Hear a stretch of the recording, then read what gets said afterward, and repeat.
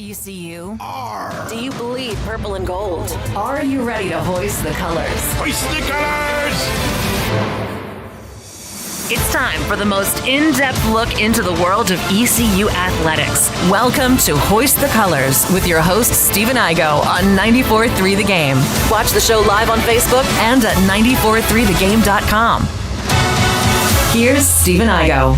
Welcome in, Hoist the Colors on a Friday, April 10th, out into another weekend with a lot going on in the sports world. Masters rolls on in Augusta. We also just left the ECU football practice field, got the latest from head coach Blake Carroll, also talked to offensive lineman Bryce Weaver and outside linebacker Julian Davis. We'll have those interviews up shortly on 94.3 The Game as well as Hoist the Colors, both of our YouTube channels.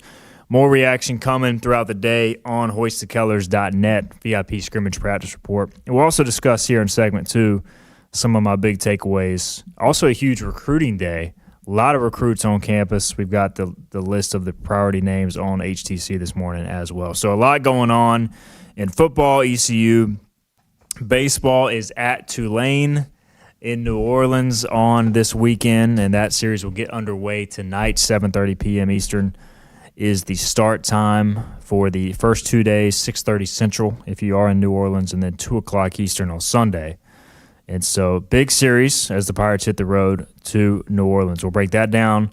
We may also talk about the Baltimore Orioles' new City Connect unis because Bobby Harward is in studio today, and he's our solo guest. Bobby, you have your original platform back. I'm sorry to have kept robbing you of all your thoughts and words with a random guest the last few Fridays. You know what? I'm a team player. I like to think of myself as a team player. I'm more just grateful I haven't been kicked off the show yet. So that's kind of where I'm at. So as long as I get back invited, I'm happy.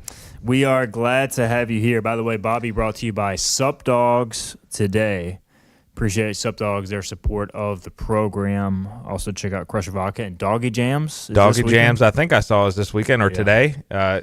Maybe Isaiah knows. We have a few students hanging out. We got Isaiah and intern Delaney. So is Doggy Jams this weekend? It's today, yeah. Okay. Are they going? It sounds like okay. Yeah, Isaiah's got work. Delaney didn't even know it was happening today. Okay, well then there you go. Doggy Jams. I'm sure a ton of people will be there though, so check it out, Doggy Jams, if you are into that sort of thing. But otherwise, just support Sup Dogs because they support ECU athletics and our shows. All right, but that is the voice, by the way, of Philip Pilkington. He's producing today. Philip, how's it going back there? It's good, man. I'm happy it's Friday. This week's flown by. I didn't even realize yesterday was Thursday. I called my dad and he's like, "Dude, why are you calling me? You know I'm on the golf course." He plays in a Thursday golf league, so it's been great, man. Friday's already here. We got a fun weekend of ECU baseball, and hopefully the voodoo doesn't get us this year because we haven't won a series there since 2018. We talked to Corey Glore, the play-by-play voice of Tulane, on yesterday's show. Obviously, the former play-by-play voice of ECU baseball. It just seems like ever since he's gone there, the Pirates have had trouble beating Tulane in baseball. Hopefully that changes this weekend. We'll dive right into that here in segment 1. Kenny Curlins is in the chat. He says, baseball and football, life is good. Indeed, Kenny, along with some masters. And ton of ECU faculty and staff were out there this morning, so good to catch up with them as they were invited to practice. So that was cool of Blake Carroll and everybody. We'll get more into practice in our next segment, but this is another big weekend. I believe last week around this time, myself, Bobby Harward, and Jonathan Wagner were all predicting ECU to lose the series versus Charlotte, Bobby, and things changed.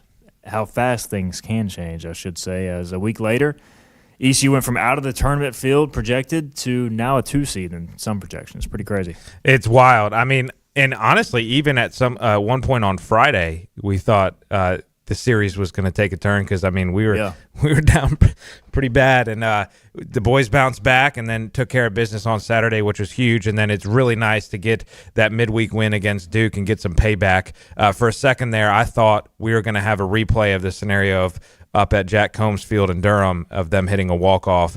And so I was a little concerned about that. But you know what? I'm still going to provide the bulletin board ammo this week because of our lack of success in New Orleans.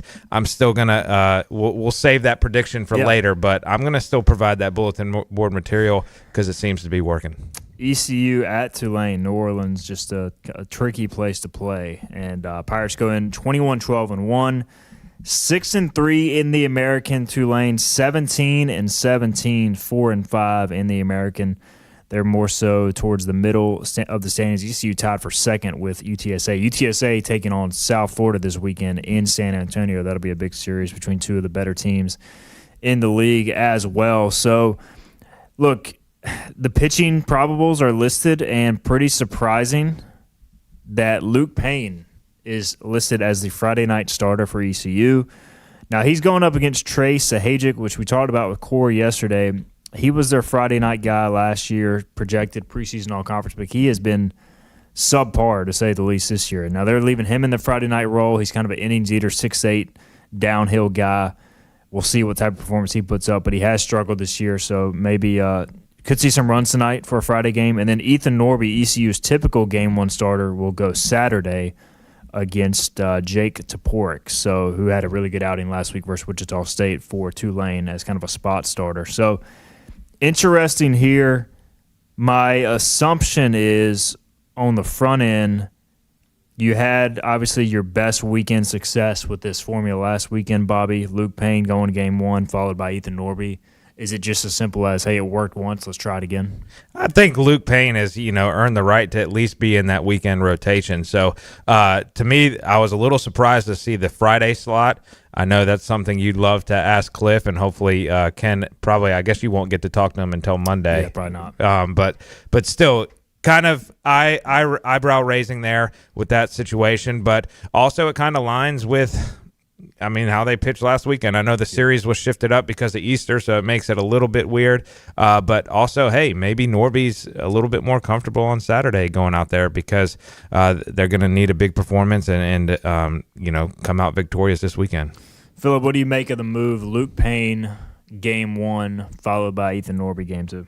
It's interesting. It's like, you don't want to short start Norby at some point, right? So does this mean you leave him in the Saturday role? I don't know. And I wonder what the reason is for this. Was his arm a little sore? Did he not throw his normal bullpen session that he would normally throw, earlier or, middle between his two starts? Was he a day late on that because he didn't feel well or something like that? Any of those would make sense. Moving him back to Saturday for the sake of moving him back to Saturday seems a little weird. Last week, obviously, I was content keeping him in that Friday role, the non-Friday role, but keeping him on Fridays because of just normalcy on normal days of rest. But yeah, I don't know. Obviously Payne went out there and looked good in a Friday night setting. So, hey, I guess if it ain't broke, don't fix it. But it's just kind of weird that you bump Norby back and then you might have to short start him, in the future if he does get back into that Friday role. Or maybe he stays at Saturday and then when GVK comes back, he's on Sundays. I don't know. Well, and that's my question too, is I think that brings up a good point. If Luke Payne, obviously he's in this spot because he earned it last week. If he goes and just is flat or he doesn't have it this week, are they going to give him another chance next Friday? Are they going to switch it up to the Friday guy, or are they going to short start him like Philip just mentioned? Yeah, that's the biggest question. I still am of the belief, and I do agree, you got to give Payne another shot here, just based on how he pitched. He pitched even better than his final line indicated. But I still am of the belief that outside of Norby, it's just completely game to game right now. Even after Towers, I'd obviously give him another shot in the midweek, but I'd wouldn't mind seeing Towers get another shot at the weekend at some point too, even though you don't want to fix what's not broken necessarily where he's been really good in the midweek. But something I am curious to see is Tulane. Their lineup is very left-handed heavy at the top. They have struggled versus left-handed pitching. Obviously, Luke Payne is a lefty. Ethan Norby's a lefty. Towers through midweek, and so I don't know if he'll be available. Maybe Sunday he can give you an inning if you want to go that route. But what is Nick Moran's status? Because, Luke Payne and Ethan Norby aren't going to go the full way. You don't really have another left-hander in the bullpen outside of Moran if both those guys are starting. I guess you have Hoagland, who you could try to throw out there. He's struggled recently, but if it's a big spot late in the game, what lefty are you going to kind of face that top of the order? Maybe it is Hoagland if Moran's not available, Philip. So it's like the matchups to me are important because I think you can start these games well, but we know getting those final few outs have been tricky for ECU. They have been, and if you'd asked me this, a month ago, and we knew Nick was healthy, Moran would be that guy. I think overall his ceiling is still higher than Hoagland's. However, about a month ago, we stopped seeing Moran as much. There was rumors that he was, I guess, a little banged up, and I think he was even unavailable one weekend, maybe wasn't on the roster. And, it seems like Hoagland hasn't been the same since letting up the walk-off bomb at Duke. So, I don't know. The thing is, Steven, we've got to find ways to get these guys into baseball games so that we're not sitting here and having you ask me this question. It's frustrating that on April 10th, 30 whatever games in the season, that you're asking me this question. You shouldn't be asking me this question. And the problem is it seems like the bullpen continues to get thinner and thinner as it does every year. And, I don't know. I mean, the good thing is I still think there's a handful of guys you trust. The downside is it seems like they're all right-handers. But, look, man, conference tournament's not that far away. I think we got 6 more weeks of regular season ball. So, I don't know. We'll see right now. If I had to guess, they're going to run Hoagland out there, though. Yeah, and it's one of those things. In past years, it's been more due to performance. I feel like this year it's been more due to just sheer injury. You're down Van Kempen, you're down Colby Weber, you're potentially down Nick Moran. Thomas Paxson hasn't been able to throw since the second week of the season. And Tolik's got the hip issue again. I mean, that's 5 pitchers right there. That's not even counting like Gabe Beschloss, who was lost for the season with an injury. That's 6. You had a freshman who went down with an injury. That's 7. I mean, that's 7 or, there's probably another guy or two dealing with injuries. 7 or 8 arms you're dealing with that you're not even able to give you an inning right now. We haven't seen – the other thing is, too, like Frank Saccone, he pitched well in his last midweek start. We haven't seen him since. So it's just been tough to figure out. I know the staff's having to piece this thing together. So the pitching uncertainty is what gives me pause heading into every series as far as making predictions. The good news is, Bobby, this offense is humming right now. Tulane, talking to Corey, like their starting staff has struggled, but their bullpen's pretty good. So I am curious, can the Pirates keep this trend of early offense going to kind of, grab momentum here out of the gate early in these games? I think it's going to be crucial from the standpoint of you don't want to give Tulane confidence and you don't want to let them hang around. I mean, I think with our bullpen, I guess there's always that chance that they can come back and bite you. But to me, this series is a series looking on paper that we should take care of if you get rid of the voodoo that is playing at Tulane.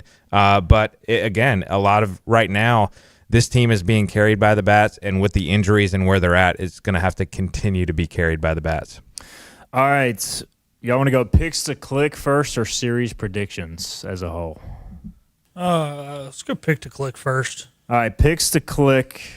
You can go individual here. You can go, I guess if you want to, you can go relievers as a whole, starters as a whole, which would be another bold prediction. Who wants to lead us off? Ethan bounces back. He has to. Ethan They Norby. put him in that Ethan Saturday Rose? role. Ethan Norby. Okay. Yeah, he bounces back. He was a quality start. I don't know if it's 6. I don't know if it's 7. I'm gonna say he has a quality start. All right, Bob. I'm going to stay in the relief train as well, and I'm going to go Joseph Webb. I think he gets us out of a tight jam at some point this weekend and kind of puts a stop to any rally that's starting by the Green Wave. I feel like Austin Irby, maybe this is more me hoping than me seeing it come to fruition, but I do feel like Austin Irby, despite getting out multiple times in the Duke game, he found the barrel of the bat, which may not seem like a big deal, but like he skied the ball to deep center a few times. Previously, he was just kind of rolling over, really not much great contact. He was finding the barrel. Now he just has to square it up.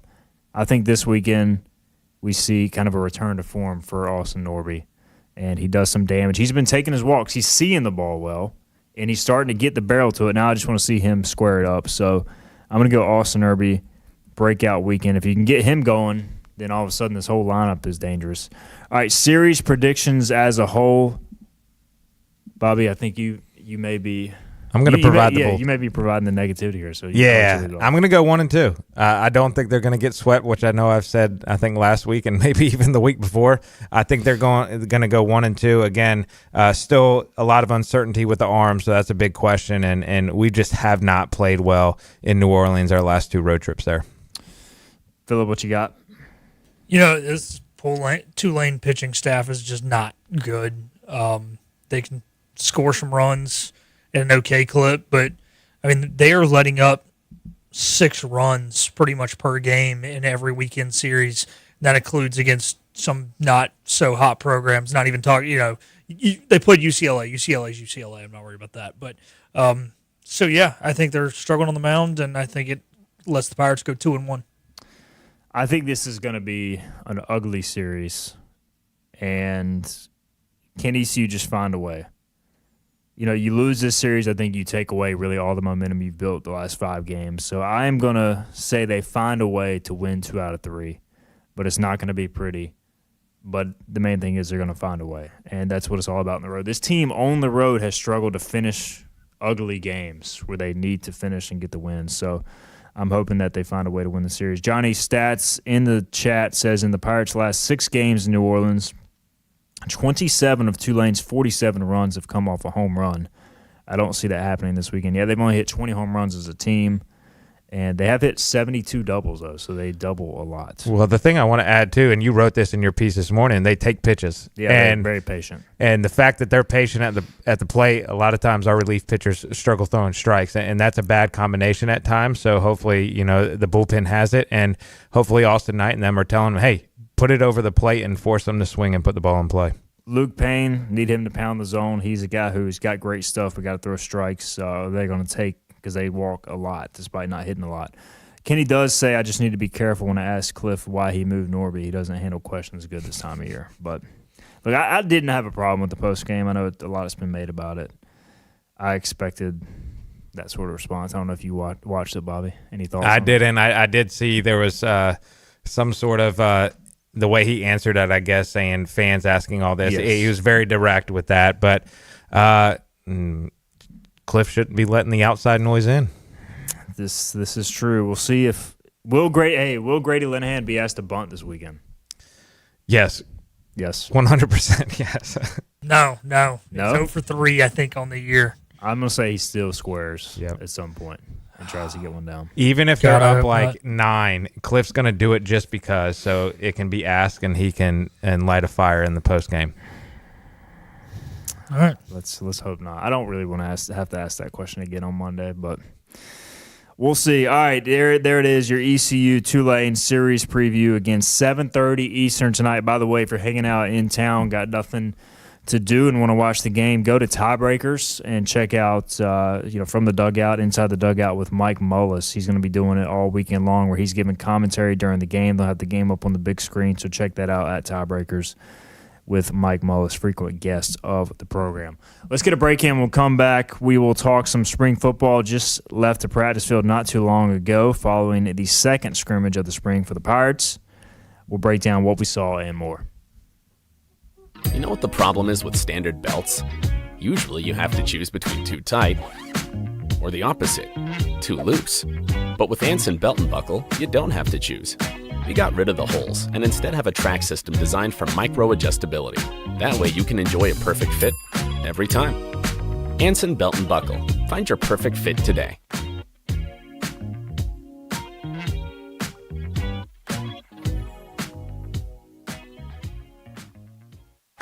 Healthwise Pharmacy rounds the bases with all of your infusion, retail, compounding, and medical equipment needs. Locally owned and operated by pharmacist Marcy Parker, Healthwise has grown to be your most trusted provider for infusion services. Currently providing in-home or on-site infusions in North Carolina, South Carolina, and Virginia. Visit Healthwise Pharmacy at 615B South Memorial Drive or call 252-295-0059 to speak to a patient service representative to find the option that best suits your needs. The best burgers around. Everyone loves a thick, juicy, and fresh burger. Tiebreakers does real burgers better than anybody. And don't forget about the cheese sticks, fresh salads, and more. So don't just go to any burger-themed restaurant chain. It's time to break the chain and eat local. Tiebreakers, burgers and sports at its best. Go Pirates! Arrgh! In this age of globalization, we've learned that bigger isn't always better. Ever tried to get phone help from a big corporation from a real person? Right. That's what's so nice about Phelps Chevrolet. After more than 50 years serving our community, Phelps remains family-owned and operated. Mike, Daryl, Wave, West, Alan, and Clay deliver hometown service and integrity, same as always. They share your experience, they share your values, and they are ready to help with any motoring need. Come get you one.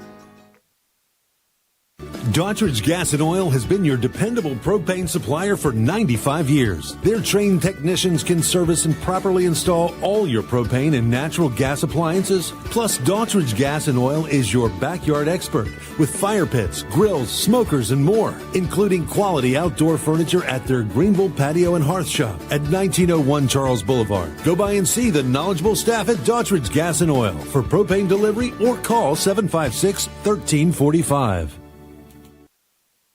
You have a choice when you invest in insurance, and when you choose First State Insurance Advisors, you're working with people you can trust. Clark Stallings has deep ties in the community. His team, including Keaton Smith, Regina Asby, Phil Leva, Max Joyner Jr., Max Joyner III, and Ginger Smith, provides knowledgeable and professional advice. First State Insurance Advisors is an independent insurance agency. They offer all types of personal insurance as well as various types for business. Call or email First State Insurance Advisors today. We want to be your trusted choice. Every ECU fan's one stop for all things ECU athletics. This is Hoist the Colors with Stephen Igo on 94.3 The Game. All right, welcome back in. Hoist the Colors here on a Friday, heading into the weekend, Masters weekend. Just left the ECU spring football field. Intern Isaiah was out there along with myself, several ECU faculty and staff too. Good energy at practice. We closed practice with not the Oklahoma drill, but the little 3-on-3 tackle drill. Blake said you can now do it if it's an ankle tackling drill, so they do that to close practice and got some good physicality, good hits out of that. Bobby Howard with us here on Hoist the Colors. We also got Philip behind the glass and intern Delaney hanging out too from Hoist the Colors. Could y'all do the Oklahoma drill when you were? And Isaiah's just chopped the liver back here. I already mentioned him, man.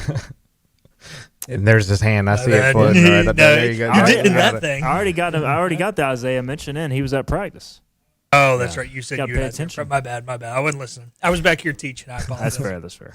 I don't think it was actually banned yet, but we did not do it. We did more the kind of block it up, angle tackle type deal, not the straight up lay on your back, get up, both collision. We just, kind of what they're doing right now.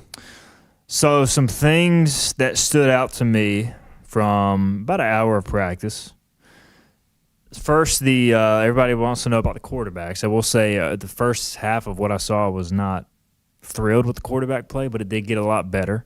And I should say as well that this was a much more difficult day for the offense to get the defense. They were disguising a lot of coverages, doing a lot of different things. It was, the first scrimmage, Jordan Hankins said, the defensive coordinator, that they were basically calling a lot of base stuff. This week was a lot more coverage, multiplicity, as they say lingo-wise for defensive play these days. And early, it seemed like the offense struggled, and then as the scrimmage went on, got a little bit more comfortable. Mitch Griffiths led a touchdown drive, I believe, at one point. He connected with Brock Spalding on the official touchdown. He also threw a touchdown to Landon Sides that was unofficial because, they blow the sack. It's super early. Like, it was one of those plays he would escape the pocket and made a good throw. So he made some plays on the run. He also did force a few balls, like also one where they blew it dead. He threw a pick right after. So was it an interception? Was it not? Could go either way. Emory Williams then led a touchdown drive, capped by Michael Allen, physical touchdown run. And then to close the scrimmage, you had Griffiths throw a little bit of an underthrown ball to Jeremiah Melvin in one-on-one coverage. But the main thing is he gave him a shot in the end zone, and Melvin did a great job coming back to the ball, making the catch in the end zone, getting his feet in bounds. So those were kind of the main highlight plays. I thought the defense, though, looked really good overall. The receiver position continues to impress me, but I think the secondary, just looking at the length out there, the bodies, I think they're going to have a chance to be better on the back end this year. The pass rush was solid. Julian Davis, outside linebacker, had a good day with a sack at one point. And I just thought overall the defense continues to look like the better unit to me, Bobby. But I've seen enough with the quarterbacks. I thought today early they were pressing. you could kind of feel it, like maybe not 100% comfortable, maybe forcing some balls, but then it got better as the scrimmage went on, which was good to see. Yeah, that's important too, because you got to think with these scrimmages and stuff, like when you're going into a week-to-week game plan for a game on Saturday, like you're going through all that tape and scouting and all that stuff. You know what they like to disguise. You know what your trigger point is, the movement point is, or, of where the safety is rotating, who's the tell guy. So you know all those things, and you have time to work on it. You have the scout team practice it as well to show that in practice. With these spring practices, you're not really doing as much game planning because you're focusing on yourself and your side of the ball. And the fact that they were able to in-game adjust not only is a positive sign for the quarterbacks, in my opinion, but it's also a positive sign for Jordan Davis and his potential as a play caller if he can adjust to what he sees from the defense. So that, to me, is a positive question for you regarding the defense. I don't know if you're allowed to share this or not. I know Hankins did a lot of 3 safety high stuff at Memphis. Did we see any of that in the scrimmage? I have not seen much 3 high safety stuff this spring at all. I mean, I've seen them like kind of look at different formations and walkthroughs, but I've mainly seen two safeties with the nickel, like we've traditionally seen under Blake Carroll. And the speaking of the nickel position, Christian Peterson, I thought UCF transfer, made a number of big plays, almost had a pick at one point. Also had a pass breakup. KJ Merrill's had a good spring. They are missing Aiden Duncanson right now, who is out with injury this spring. He was kind of projected to be a potential starter there, but that has allowed Zaire Gamble, the App State transfer, who I think has a chance to be really good. He made a couple of great plays today. You can just see the instincts, breaking up passes. Like Emory thought he had a guy open on the sideline, and Zaire came flying over to make a pass breakup on a key third down. So he's impressing me. He also had a strip of a receiver last week in the scrimmage. So he looks like a playmaker on the back end that may fit that Jamarly Riddle role. Miles Pollard, the transfer from Michigan, he's gotten some reps at safety too, along with Kamari McKinley. So I just feel like in that corner, Ashton Levels, Ramon Mosby, also number 15, Bowden from Minnesota. Those guys, they just look the part. They just look like they have better talent on the back end this year, especially at corner than maybe they had. So that encourages me. And I did think the running game was good today from what I saw. Ashton Gray was back, the North Texas transfer. He missed the first scrimmage. And the thing that looked really good for me about Ashton was he caught the ball in the backfield extremely well, and like just little dump-off passes that look like they would go 2 to 3 yards. He makes somebody miss and gets 7, 8. Like he looks like he's going to be a weapon. Well, and that's huge, the fact that he can catch the ball out of the backfield, because you got to think in this offense they're going tempo, and the last thing you want to have to do is try to sub in and out a running back to get a certain play in. And the fact that he can do it all is going to be huge for this offense. And I was curious. I was actually going to ask you if he was back and Engelman, because Engelman was back too. Yep, they both were, and because that's what I was trying to figure out last week. Was it an injury situation? Did they want to hold them out just so they didn't get hurt in a scrimmage? But it sounds like it was just a little ding-up deal, and the fact they're getting to go and get some live reps is great. I think the running back room, like Allen is, he's not as shifty for sure as Engelman and Gray. Like those guys are shifty. They can make guys move or miss, Michael Allen can make guys move because he just runs into them. I mean, he is physical. Like the play at the goal line, he just kind of powered through somebody. So I feel like they've got enough pieces, and I think when DeJuan Lacey comes back, they'll be solid 4 deep there. And I think probably Ashton has the highest ceiling of them all. The first team O-line, I think, looks solid. I am worried about the depth there, just in terms of the numbers. They are moving Bryce Weaver around. He played left tackle. He played some right guard. Marlio Neolin played some left tackle as well. But overall, like I feel good about this team. I mean, they still have a long ways to go. Blake Carroll said it. But, like, talent-wise, I think they're in a good spot. They just got to stay healthy on the O-line. And then for me, the quarterback, they got to continue to get more consistent there.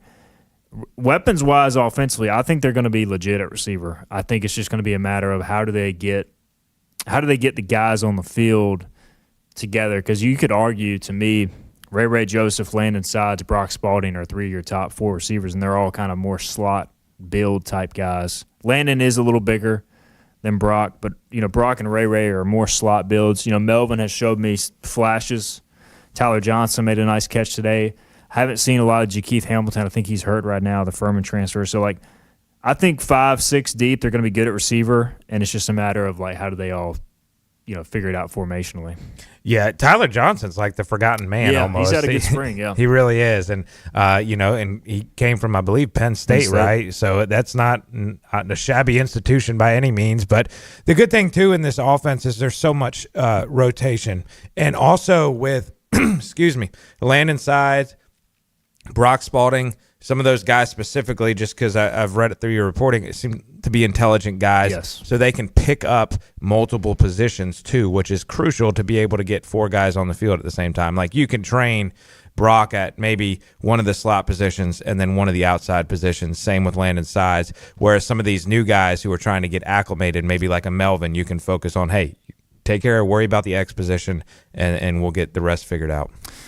Also saw Jaquez Petaway making a lot of plays with the second, third team, so he is still out there. Good. And he actually did catch the ball downfield, which like we did not see that. He didn't even get targets like past the line of scrimmage last year. So I'm just like, you can see the talent. It's just where does this go on game day, man? Well, that's what I was starting to wonder last year. Does he need to get his vision checked or something? Is there vision issues, tracking issues, whatever it may be with the football? The fact they're just not throwing it to him downfield. Maybe he didn't have a good rapport with Caton Hauser. I don't know. But the fact that he hasn't left yet, I think, does tell me a lot about him and his character, and the fact that he's going to stick it out here, especially in this day and age. But hopefully injuries are going to happen in football, so if he's growing and producing like he is in practice, hopefully that can carry over. One question, you were talking about the running backs, but I had the depth chart here. You were talking about how physical of a runner Michael Allen was or is. Allen's actually listed as a smaller player than Ashton Gray. Really? Who is larger in pads when you look out there? Allen looks bigger, okay, especially in the lower half, just as far as like, just looks like more of a power running back. Mm-hmm. Now, I think Ashton is just like, he was a high school quarterback. He looks more like an athlete who could play multiple positions. Okay. More so. I think Allen's probably shorter and stockier, if that makes sense. Which also, the fact that Ashton played quarterback explains why he can catch the football out of the backfield too. He is he's a natural athlete out there. So I'm encouraged. Field goal kicking was not great today. They were trying from long distances, but I wasn't as encouraged by that. So. We don't need another year going playing that game again. But it's funny, you talk about this roster and where we're at right now in the spring. As you were going through that, I was just thinking to myself, with all the change and turnover this roster has had and this coaching staff has had, it's amazing how good I feel going into the fall. Some of that is due to the schedule, and outside of, really playing in Tuscaloosa week 1, it's very favorable.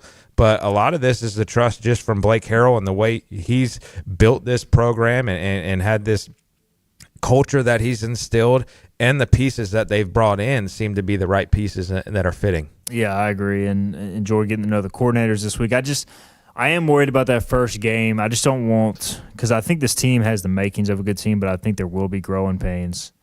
I just don't want them to lose confidence in that Alabama game. And it could go the other way. They could gain confidence from playing really well, but I just don't want it to be a repeat of the Michigan game in 23, where the offense just kind of loses its mojo. All right, Hunter says, which of the running backs is the best at pass protection?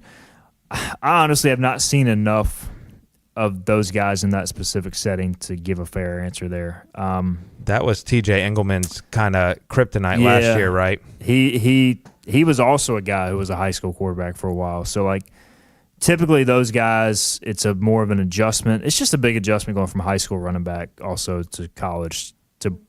You're trying to block 250-pound linebackers. And Kirk Dahl used to do this drill. He was a running back coach when I was on staff, and he would do this drill where he'd get the linebackers to come in. And it's helpful from the linebacker standpoint as well, but it's essentially one-on-one pass rush with the running backs and the linebackers. Yeah. And if a backer is coming from depth, huge advantage for the backer, but it's really just like a nut-up drill for the running backs of hey, toughen up, hey, stay in there. You may get bulldozed and ran right through, but that's okay. That guy is not hitting your quarterback. Yeah.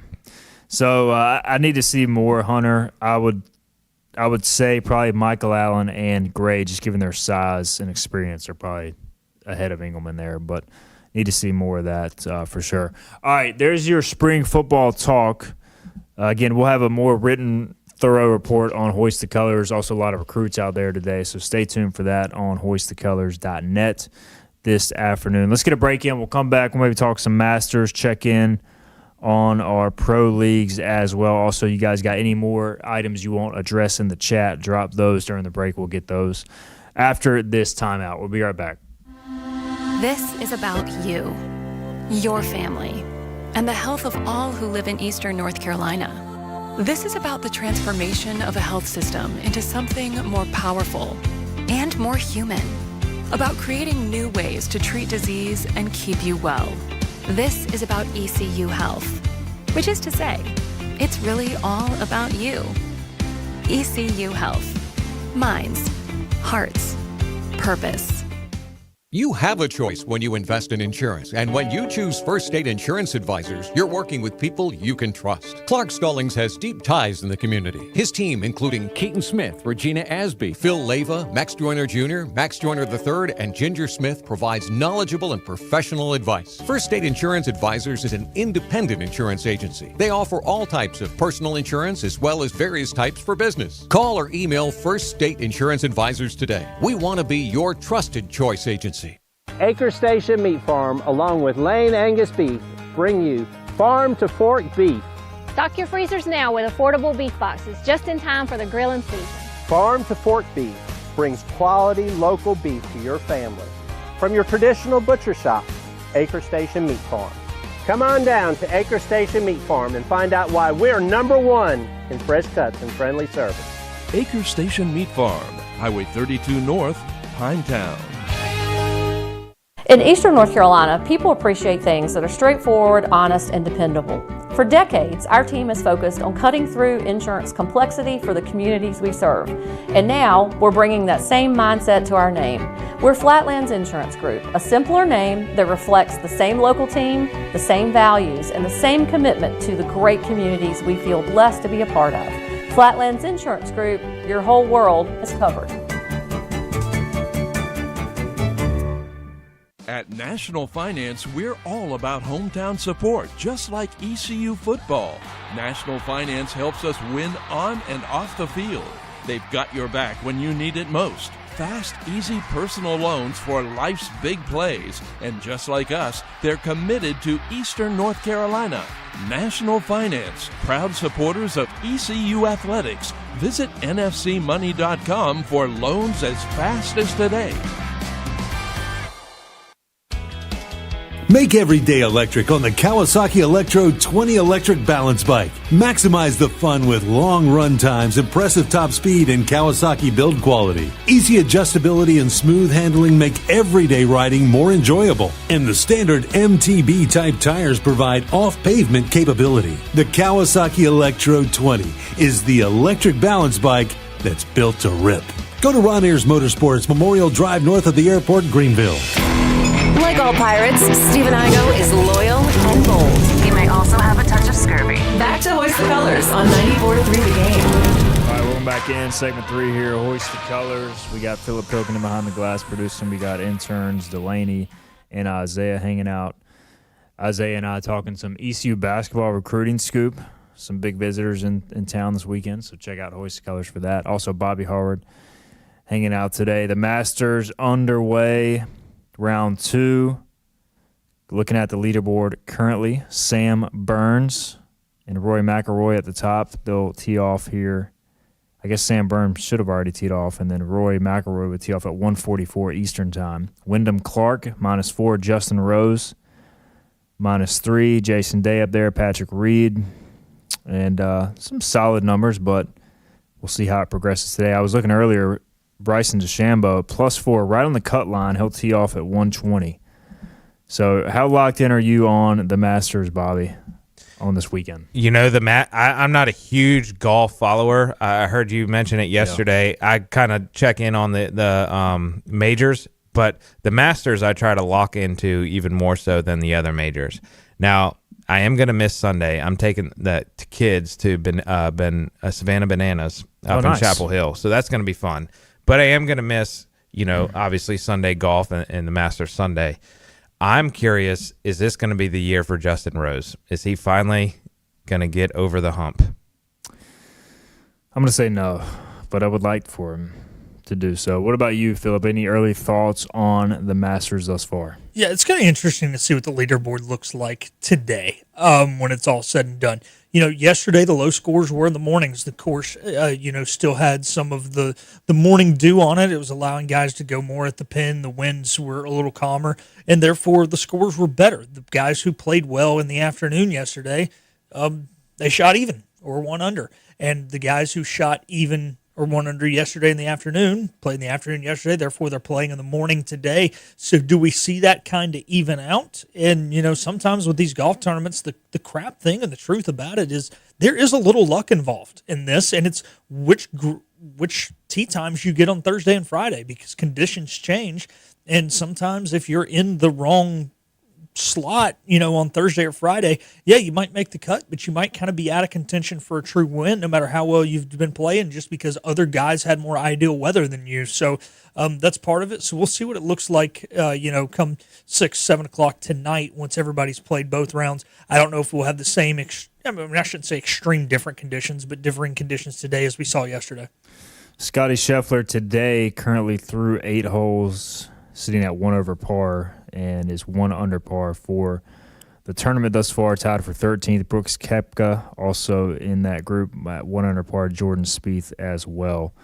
And Xander Schauffele at -2 under par. All right, Bryson's Ryan Cole adds in the chat, Bryson's triple yesterday was so rough to watch. 3 swings to get out of that bunker. # one of us. So, not the best day for Bryson DeChambeau. We'll see if he bounces back today. Again, will be interesting to see. Nothing like going into the weekend and going into the top groups on Sunday. It is a lot of fun to watch. Well, at least Bryson didn't flip off the green like Robert McIntyre after he took his quad because he may be getting punished by the tournament because I guess he turned around and flipped the bird to the hole after he had a bad hole.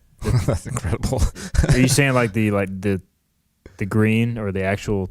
Yeah, like as he's walking off the green, he turns around and looks back at the green and so now the baseball gods or not the baseball gods, the golfing gods are punishing him, or the Masters gods? I think the Masters gods are probably going to punish him because there's so many rules at the Masters. That is fair. Yeah, wow. That's a little much. It was interesting. I was watching the Bryson DeChambeau group yesterday, and one of the analysts who came on to talk was talking about Bryson and what tends to get him, and it seemed to play out yesterday, is when he's struggling or not all there, he can never shift his mindset, and he just kind of continues that bad run. Yes, exactly. Do you pull for anybody outside of? I guess you're looking for Justin Rose to do his thing. Yeah. I like Justin Rose probably for this one, just to kind of finally get over the hump. I like Ludwig Eberg, or however you pronounce his name. I learned yesterday it's Oberg. Oberg, yeah. According to Philip. Philip's our golfing. Philip's our everything expert, but definitely sports I do not know. The sport I know the sports nobody cares about. That's the problem, man. I couldn't tell you who's leading the NBA in points right now, but I can tell you who's leading the NASCAR standings and golf. Well, I was just impressed hearing you talk about the strategy of everything. Like I'm impressed how much you know about every single sport.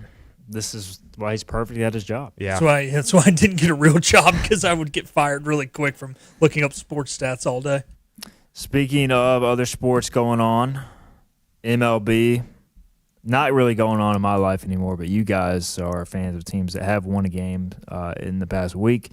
The Red Sox are riding a 2-game winning streak. They're 4-8. The Orioles are up to 500. They're riding a 3-game winning streak. They take on the Giants this weekend. The Red Sox are at the Cardinals. The Orioles, along with seven other teams, dropped their new City Connects. So yesterday was a lot to digest, Bobby, through social media. I love some uniform. We always say we could have a uniform show, uniform episode. What do you think about the new Be More Orioles City Connects? I feel like they nailed it. Honestly, I love them. My one kind of qualm with it is the fact that Be More is across the top. That's a little weird. I would be okay with them going Baltimore, or even if they wanted to include Charm City or something. Like, I get that. But the Be More was a little weird to me. But all the little nuances and shout-outs to Camden Yards within the jersey was really cool. I do like the old-school Oriole logo. Yes. Just anytime I see it, and it can be tough to pull off when you're just like putting it on a letter there, but I kind of like it. I love it. And they actually, I think I enjoy their actual City Connect hat, but their batting practice hat is probably even cooler than the actual game hat itself because it has like a cursive O with the Oriole bird, that old school logo in the middle. All right, the Royals one's got some mixed reviews. I think they're awesome, man. I don't like them. You don't like them? No, they had the think they're perfect sick. jerseys. The last that dark blue with the light blue kind of lettering and stuff before is what they had. I'm not a fan of those. There's a lot of mixed reviews. See, like I'm on the, and I usually don't like jerseys like this, but I kind of dig them. Do you have any thoughts on any of the City Connects, Philip? I know you're double duty in there. I'm trying to look them up right now. I can send you the link that has all 8 of them. Oh, yeah. If you do that. We know you're a huge uniform guy. Yeah. The Brewers bringing out the jerseys that say Wisco for Wisconsin, obviously. I mean, the Braves, it's kind of like a throwback, but the Braves are sharp. I like the Braves. I like the Padres a lot. The Padres are sick. The Pirates is kind of cool because it's like more pirate script. Now the Rangers, the worst. The worst by far. Tejas. Yeah. Come on now. Funny thing with the Pirates. So the Orioles played the Pirates last week. Was it the weekend? Yeah. And it was really hard for Dacre to understand the Orioles were playing the Pirates, but it wasn't the ECU Pirates. So that caused a lot of confusion in our household. Of course, the Orioles got swept after I just said we wouldn't be worried about the Pirates. Dude, yeah, these Pirates ones are clean. I like them. They're pretty sick. The Royals, I'm a fan. It looks like they're like cotton candy colored. I think it's just, man, it's like if you break that out on a Sunday afternoon. Now, if they're wearing that like a Friday night, like I'm not against it. What do y'all think of the Reds? I'm not a huge fan of the Reds. Is it because of the red pants? Even I don't, dude. That looks like like the Canadian national team's like practice uniforms.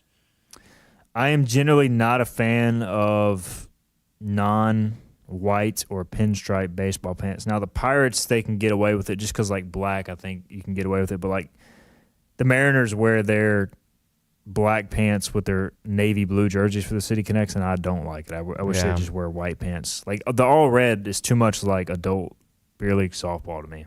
See, they did add some, I think, black pinstripes in there to kind of pay homage to the Griffey era jerseys. They should have done the cutoff sleeves. We need the cutoff sleeves, the sleeveless jerseys back. They need to come back. So who's this one in the top left? Wisco. That's the Brewers. That's the Brewers? It looks like the Nationals with the W. I don't even know. Oh, it's Wisconsin. Oh, okay, that makes sense. Oh, that's stupid. I was going to say, to me, the bottom 3, Texas is horrendous. The Rangers are a joke. And then just what the Mariners are. I'm going to go the Brewers the second worst. To me, that's just boring. And then the Royals after that. But in my opinion, Baltimore and Atlanta have the top 2. And San Diego's up as well. Dude, I love that Tony Gwynn era color scheme and kind of reverting back to that a little bit. Hunter says City Connect, love them or hate them, are just a huge money grab. What is not a money grab at this point in life? It's did you see the NBA Christmas Day jerseys leak for next year? Did you see how horrendous those are? No, I don't even want to see them. They're horrendous. The NBA has some awful alternate jerseys. Nothing will ever be as bad as the time that Duke and Carolina played each other in the Dean Dome in practice uniforms. Yes. Where it just had the giant logo plastered on the chest. There's your City Connect / uniform talk on Hoist the Colors. You never know what you're going to get when the three of us get together. Let's get our final break in. We'll come back. We'll wrap up the show. Any final comments, thoughts on maybe some NBA, NHL heading to postseason in those respective leagues next. Get ready to bring on the savings at Greenville Toyota with major deals on brand new Toyotas like a Camry, $229 a month, or RAV4, $279 a month. Now's your turn to save at Greenville Toyota. In Eastern North Carolina, hard work matters, and it always has. At Flatlands Insurance Group, we've been showing up for our neighbors since 1963, helping families and business owners navigate change, weather tough seasons, and keep moving forward. Decades later, our purpose hasn't changed: to help protect what you've poured your time and energy to, from your home to your health to whatever comes next. Flatlands Insurance Group, your whole world covered. Your confidence makes everything look good. You see the world in vivid color. not black and white. Swing through your neighborhood Fantastic Sam's cut and color. And let our experienced stylists take you from everyday to extraordinary. Fantastic Sam's hair salons are locally owned and operated. Our full-service salons are conveniently located in Goldsboro, Kinston, Greenville, New Bern, Jacksonville, and Calabash. Stop in today at Fantastic Sam's, where the possibilities are endless. At National Finance, we're all about hometown support, just like ECU football. National Finance helps us win on and off the field. They've got your back when you need it most. Fast, easy personal loans for life's big plays. And just like us, they're committed to Eastern North Carolina. National Finance, proud supporters of ECU athletics. Visit nfcmoney.com for loans as fast as today. Your future is full of possibilities, and Pitt Community College can help you explore every option. You can earn a degree, learn a trade, transfer to a university, or launch a new career. We offer the support you need to succeed with flexible schedules, affordable tuition, and programs designed for the real world. Your path, your future, your college. Pitt Community College. Register now. Bring on the savings with new Toyotas from $159 a month at Greenville Toyota. Get huge discounts like Corolla's $159 a month or Tacoma's $249 a month. Save today at Greenville Toyota, where our volume saves you money. Visit Larry's Steakhouse for a tender, hand-cut certified Angus ribeye. Other entrees include perfectly seasoned pork chops, chicken, or seafood favorites like shrimp, tuna, and salmon. Complement your meal with Larry's fresh 20-plus item salad bar, or enjoy it as an all-you-can-eat entree. Daily rotating favorites include meatloaf, chicken pastry, hamburger steak, spaghetti, pork chops, and more, all complemented with your favorite country sides. Whether it's for lunch, dinner, or our Sunday brunch, remember to support and eat local. Larry's Steakhouse. Remember, get the podcast of the show on the IBX Media app or where you get your podcasts. Got it. You don't have to tell me twice. I remember it exactly. Stephen Igo and Hoist the Colors on 94.3 The Game. Welcome back in, Hoist the Colors. We talked a little NHL playoff picture earlier this week. We'll get that in if we can. But we'll hit in NBA. We got Bobby Howard, Philip Pilkington hanging out. Also, intern Isaiah, intern Delaney. A few minutes left in the show. The Hornets are down to the 9 seed. Now, they close the year with the Pistons tonight, and then they have one more tough game. The Knicks on Sunday. Okay, the Knicks. So, now, I don't know how motivated Detroit and New York are to position themselves better in the standings. They kind of seem to be kind of set where they are. Detroit is locked to number one. The thing with them, though, is Cade Cunningham just came back from the collapsed lung deal, so I'm sure they're trying to get him some burn just to let him get his air back into lungs back under him a little bit. Now the thing with New York, which will be curious, I believe if Boston wins tonight, they lock up the 2 seed, which then New York would have nothing to play for on Thursday. But if Boston loses and New York's still alive for the 2nd seed, technically they could flip-flop on Sunday. So the Hornets looks like they're going to be in the play-in, barring something crazy happening. They're 2 games back with 2 games to go, the 6. So it's just a matter of are they going to be the 7, 8, 9, 10. Probably more so the 7, 8, 9. How do y'all feel about the Hornets making any sort of run? Dude, they're dangerous right now. They, I think, since January 15th, I believe they have the 2nd best record in the NBA. Do y'all want it? Y'all are both Celtics fans, right? I know Philip is, and you are on the Celtics bandwagon. What are you going to do if the Hornets play the Celtics in the playoffs? Dude. Bobby and I are carpooling to Charlotte is what we're going to do. Because, there's a real head to toe in Celtic stuff. It is. It's, dude, it's wild, too, because the Hornets started the year so poorly. They were 4-14 to start the year, and the run that they've been on, they're fun to watch, honestly. They are enjoyable. And now, with Boston, too, I've been impressed how quick Jason Tatum has returned to form. Like, he had like a 2-week window there where he was kind of, feeling his way out. You could tell offensively they were trying to figure things out too, but now it seems like they've got it clicking there. Should be interesting to see how it plays out. Kaysen in the chat says Hornets must win tonight in all caps. So must win in the Western Conference, which will decide the real championship. Sorry, fellas. The Denver Nuggets have won 10 in a row. They're peaking at the right time. They will play the Thunder tonight, but I expect nobody to play for the Thunder Denver should get the 3rd seed, although it's not locked up yet. And then we'll see if they can take down San Antonio or OKC in the playoffs. When do the playoffs officially start? The play-in is on Tuesday, yeah. I believe. Okay. So I'm sure that first round game is technically probably Saturday. I think so. NHL-wise, the Hurricanes rested everybody last night and still won big, and they are still leading the Eastern Conference. So how are you feeling about the Canes going to the playoffs, Bob? I'm concerned about the goaltending still. Yeah. I think that's kind of a deal. I was always worried about that with Bussey, Brendan Bussey, because he had that hot stretch there towards the beginning half of the season, and it's kind of been questionable recently. Frederick Anderson, thankfully, has been playing better as well.